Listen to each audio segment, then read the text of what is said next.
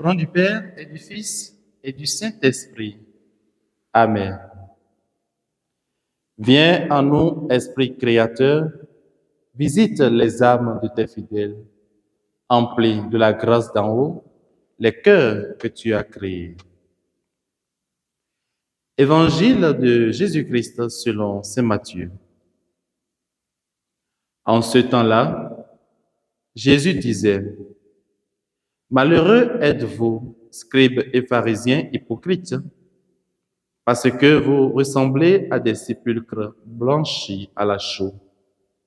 À l'extérieur, ils ont une belle apparence, mais l'intérieur est rempli d'ossements et de toutes sortes de choses impures. C'est ainsi que vous, à l'extérieur, pour les gens, vous avez l'apparence d'hommes justes, mais à l'intérieur, vous êtes pleins d'hypocrisie et de mal.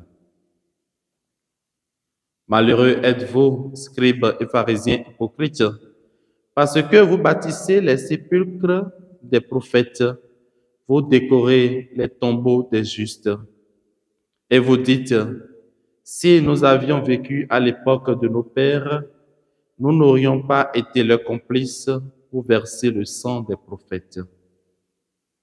Ainsi, vous témoignez contre vous-même. Vous êtes bien les fils de ceux qui ont assassiné les prophètes. Vous donc mettez le comble à la mesure de vos pères. Acclamons la parole du Seigneur. Louange à toi, Seigneur Jésus. Frères et sœurs, dans le Christ, nous sommes aujourd'hui le mercredi 27 août 2025 et nous rendons grâce à Dieu pour le don de la vie. L'Église fait mémoire en ce jour de Sainte Monique. Mère de Saint Augustin, ces larmes qui montaient vers Dieu comme une prière silencieuse ont obtenu la conversion de son fils. Dans l'évangile de ce jour, Jésus continue de se heurter aux scribes et aux pharisiens. Ils font montre de perfection religieuse extérieurement, jusque dans les moindres détails. Cependant, leur cœur et leur esprit sont pleins de fierté, de haine et de mépris pour leurs semblables. Ils présentent le contraire de ce qu'ils ne font pas. Ils sont par excellence l'homme des apparences. Bien-aimés dans le Seigneur, nous pouvons nous aussi tomber dans le même piège que les pharisiens et les scribes, et parfois même nous penser au-dessus des autres.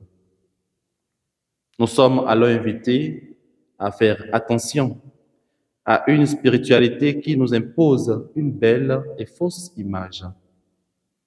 Nous ne devons jamais oublier que la suite du Christ nous oblige à être des hommes vrais dans leurs paroles et dans leurs actes. Que Sainte Monique, dont nous faisons mémoire aujourd'hui, intercède pour nous et que la bénédiction de Dieu Tout-Puissant nous accompagne tout au long de cette journée, au nom du Père et du Fils et du Saint-Esprit. Amen.